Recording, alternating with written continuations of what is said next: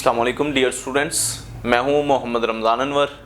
आज का हमारा topic chapter number 12 page number 343, वहाँ पे प्रोग्राम नंबर 12.15।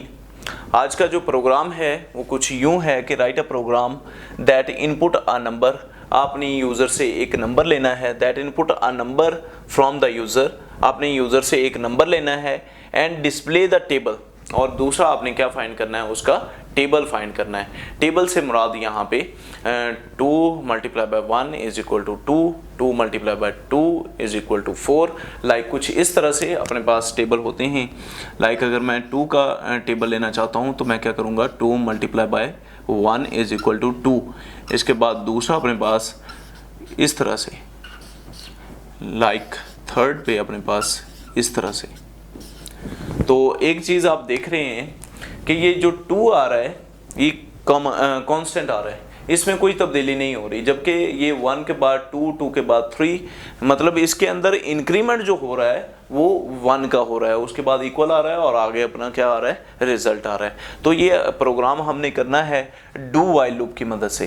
तो सबसे पहले हम, आपको पता है कि जब प्रोग्राम को स्टार्ट करते हैं तो सबसे पहले हम हेडर फाइल्स को इंक्लूड करते हैं। तो सबसे पहले यहाँ पे हम हेडर फाइल को इंक्लूड करेंगे, हैश इंक्लूड studio.h। इसके बाद हम लिखेंगे हैश इंक्लूड conio.h। इसके बाद हम वाइड मेन से प्रोग्राम को स्टार्ट करेंगे, वाइड मेन।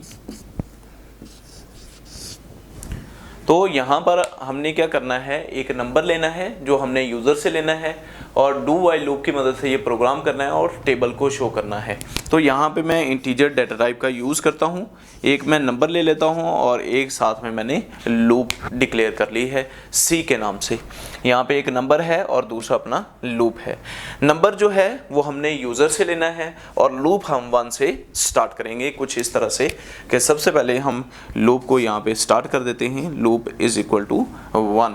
ये जो नंबर है इस नंबर को हमने यूज़र से लेना है, तो हम इसके लिए 2 फंक्शन का यूज़ करेंगे। पहला फंक्शन है जी प्रिंटएफ। प्रिंटएफ फंक्शन को आपको पता है कि मैसेज को डिस्प्ले करने के लिए यहाँ पर जो मैसेज मैं लिखूंगा वो आपकी स्क्रीन के ऊपर होगा। तो प्रिंटएफ यहाँ पे मैं लिखूंगा इंटर अ नंबर। सबसे पहले यूज़र से हम कहेंगे कि नंबर को इंटर करें। तो स्कैनअप फंक्शन को हम इस्तेमाल करते हैं यूज़र से नंबर इनपुट में लेने के लिए। तो यहाँ पर अपने पास यहाँ पे जो अपने पास डेटा टाइप यूज़ की गई है वो इंटीजर है। तो इंटीजर है तो फॉर्मेट स्पेसिफायर जो हम यूज़ करेंगे वो मॉडुलस डी होगा \n और यहाँ पर हम नंबर को लिखेंगे।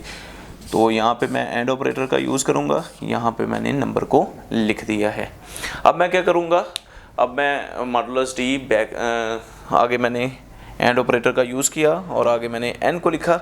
इसके बाद मैं क्या करूँगा, इसके बाद मैं सिंटैक्स को स्टार्ट करूँगा। तो सिंटैक्स हम डू वाइल की लूप की मदद से ये प्रोग्राम कर रहे हैं, तो यहाँ पे डू लिखेंगे और उसके बाद करली ब्रैकेट को स्टार्ट करेंगे। करली ब्रैकेट जब हमने स्टार्ट कर ली तो फिर हमने क्या करना है, आपको पता है कि यहाँ पे आपको कुछ इस तरह से चाहिए। लाइक मैं यहाँ पे अगर ये वाला मैसेज लिखूँ, आपने प्रिंटएफ फंक्शन का यूज़ करना है। यहाँ पे सबसे पहले अपने पास 2 आ रहा है, ठीक है। तो ये अपने पास एक्चुअल में नंबर है, तो नंबर की डेटा टाइप जो है वो इंटीजर है। तो जब हम इंटीजर का यूज़ करते हैं तो format specifier modulus D multiply by, again हम क्या करेंगे, मॉडुलस डी को लिखेंगे, ठीक है। आपको पता है कि मॉडुलस डी यहाँ पे नज़र आ रहा है, modulus D multiply by modulus D. इसके बाद इसके इक्वल लगाएंगे और लास्ट के ऊपर भी हम क्या लिखेंगे, मॉडुलस डी को लिखेंगे। तो डबल कोटेशन में इसको क्लोज करेंगे। तो अब आगे काम किस तरह से होगा, पहले अपने पास क्या आ रहा है, नंबर आ रहा है। तो यहाँ पे हम क्या लगाएंगे, n को यूज़ करेंगे। सेकेंड पॉइंट अपने पास जो है वो यहाँ पर अपने पास, यहाँ पे देखें ये नंबर है और ये अपने पास लूप है, तो यहाँ पे हम क्या लगा देंगे, कॉमा लगा के लूप लगा देंगे। इसके बाद क्या आ रहा है, इसके बाद इन दोनों का कम्बिनेशन, इन दोनों का जो कम्बिनेशन आ रहा है, इन दोनों को मल्टीप्लाई करने से जो हमें डिजिट मिल रहा है उसके लिए हम क्या करेंगे, ये नंबर और लूप को आपस में क्या कर देंगे, मल्टीप्लाई कर देंगे। इसके बाद हम क्या करेंगे, इसको मल्टीप्लाई कर देंगे। तो अब ये सारा प्रोसीजर ऐसे ही चलेगा।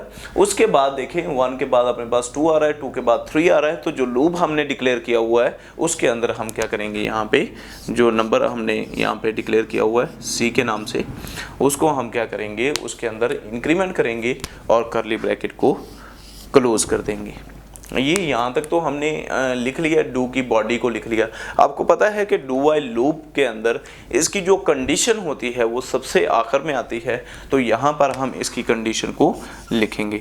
तो कंडीशन इसकी क्या है अपने पास, वाइल हम जो ये टेबल है इसको 10 तक लेके जाना चाहते हैं, तो हम यहाँ पे क्या लिख देंगे, हम यहाँ पे इसकी कंडीशन को लिखेंगे। कंडीशन अपने पास क्या है, C <= 10 और लास्ट के ऊपर हम क्या लगाएंगे, सेमीकोलन का यूज़ करेंगे। इसके बाद हम getch फंक्शन का यूज़ करेंगे और कर्ली ब्रैकेट को क्लोज करेंगे। अब ये काम किस तरह से करेगा वो आप सुन लें। यहाँ पे C की वैल्यू अपने पास 1 है, तो सबसे पहले ये स्टेटमेंट तो एग्जीक्यूट हो चुकी होगी, उसके बाद यहाँ पे कंडीशन चेक होगी। अगर कंडीशन अपनी ट्रू होती है तो अगेन यहाँ पे मूव करेगा, ये स्टेटमेंट को एग्जीक्यूट करेगा और इसके बाद फिर लूप के अंदर क्या होगा, इंक्रीमेंट होगा, फिर कंडीशन को चेक किया जाएगा, फिर ये स्टेटमेंट को एग्जीक्यूट किया जाएगा। ये उस वक्त तक प्रोसेस कंटिन्यूस रहेगा जब तक अपनी कंडीशन ट्रू रहती है। जब कंडीशन गलत हो जाएगी तो ये प्रोसेस फिर कंटिन्यू नहीं रहेगा। तो ये अभी तक हमने एक प्रोग्राम को डिस्कस किया है कि एक नंबर लेना है यूज़र से और उसको हमने क्या करना है, डिस्प्ले करना है। तो अब सेकंड प्रोग्राम हम करने लगे हैं बैक काउंटिंग का। ये हमने वाइल लूप की मदद से भी किया था, अब हम इसको डू वाइल लूप की मदद से भी करके देखेंगे। ये 10 to 1 हमने मूव करना है, तो ये किस तरह से काम करेगा। इसको सबसे पहले आपको पता है कि मैं हेडर फाइल्स लिखनी है, उसके बाद आपने वॉइड मेन से प्रोग्राम को स्टार्ट करना है। तो मैं डायरेक्टली वॉइड मेन से ही प्रोग्राम को स्टार्ट कर रहा हूँ, वॉइड मेन। इसके बाद कर्ली ब्रैकेट को हम स्टार्ट करेंगे। इसके बाद बात बिल्कुल सिंपल सी है यहाँ पे कि आपने 10 से 1 की तरफ मूव करना है। जब आपने ऊपर से नीचे की तरफ आना है 9 8 7 6, तो यहाँ पे देखें इंक्रीमेंट तो नहीं हो रहा, यहाँ पे सिंपल सी बात है डिक्रीमेंट हो रहा है। और डिक्रीमेंट हो कितने का रहा है वो हमने समझना है। डिक्रीमेंट यहाँ पे हो रहा है अपने पास 1 का। डिक्रीमेंट कितने का हो रहा है, 1 का हो रहा है। तो इनिशियलाइजेशन की जो वैल्यू है वो 10 है और कंडीशन की जो आखिरी वैल्यू है वो अपने पास क्या है, 1 है। तो हम प्रोग्राम को किस तरह से स्टार्ट करेंगे, हम यहाँ पे एक नंबर लेंगे जिसको हम वैल्यू असाइन करेंगे 10। मैंने एक नंबर लिया और उसको मैंने क्या वैल्यू असाइन कर दी, 10 वैल्यू असाइन कर दी। अब मैं क्या करूँगा, अब मैं डू के सिंटैक्स को स्टार्ट करूँगा।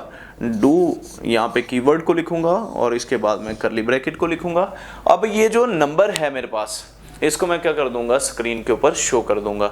जब किसी भी मैसेज को स्क्रीन के ऊपर शो करवाना होता है तो हम प्रिंट का सहारा लेते हैं। तो हम यहाँ पे प्रिंट फंक्शन को लिखेंगे, प्रिंट। तो यहाँ पे सबसे पहले हमने यहाँ पे नंबर = 10 लिखा हुआ है, लेकिन हमने यहाँ पे कोई डेटा टाइप नहीं लिखी, तो हमने यहाँ पे पहले डेटा टाइप को ऐड करना है। इंटीजर के अंदर मैंने एक नंबर ले लिया, नंबर को मैंने क्या किया, 10 वैल्यू असाइन कर दी। उसके बाद डू का सिंटैक्स स्टार्ट किया, प्रिंट एफ। अब यहाँ पे जो नंबर है n है, मैं इसको डिस्प्ले करवाना चाहता हूँ, तो इसकी जो डेटा टाइप है वो इंटीजर है। तो उसके लिए हम फॉर्मेट स्पेसिफायर क्या यूज़ करेंगे, मॉडुलस d यूज़ करेंगे। और इसके बाद n हम यहाँ पे एंड ऑपरेटर का यूज़ करेंगे और यहाँ पे n को लिख देंगे।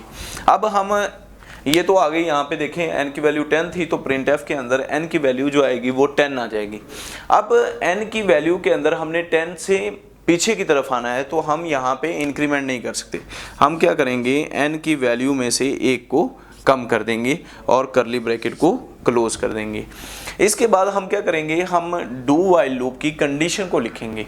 तो कंडीशन इसकी कुछ यूं होगी कि वाइल, और कंडीशन अपनी सिंपल सी है कि ये जो नंबर है, नंबर अपने पास बड़ा हो, बराबर हो किसके, 1 के, और लास्ट के ऊपर हमने क्या लगाना है, सेमीकोलन को लगाना है, क्योंकि डू वाइल के सिंटेक्स के लास्ट पे क्या आता है, कंडीशन के लास्ट पे क्या आता है, सेमीकोलन आता है। इसके बाद आप क्या करेंगे, गेट ch करके प्रोग्राम को एंड करेंगे। अब ये देखें, ये पहली मरतबा तो 10 यहाँ पे एग्जीक्यूट हो जाएगा। उसके बाद क्या होगा, उसके बाद कंट्रोल किसके ऊपर, कंडीशन के ऊपर मूव करेगा। जैसे ही कंडीशन ट्रू होगी, कंट्रोल अगेन बॉडी में आएगा और बॉडी को एग्जीक्यूट करेगा। ये प्रोसेस उस वक्त तक जारी रहेगा जब तक कंडीशन अपनी ट्रू रहती है। तो ये था आज का हमारा लेक्चर, जिसमें हमने 2 प्रोग्राम को अंडरस्टैंड किया।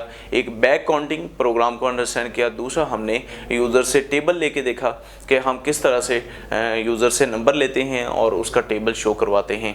आई होप सो आपको हमारी वीडियोस पसंद आ रही हों। अगर आपको हमारी वीडियोस पसंद आ रही हैं तो आप हमारे चैनल को लाइक करना, सब्सक्राइब करना और शेयर करना मत भूलिएगा। अल्लाह हाफिज़।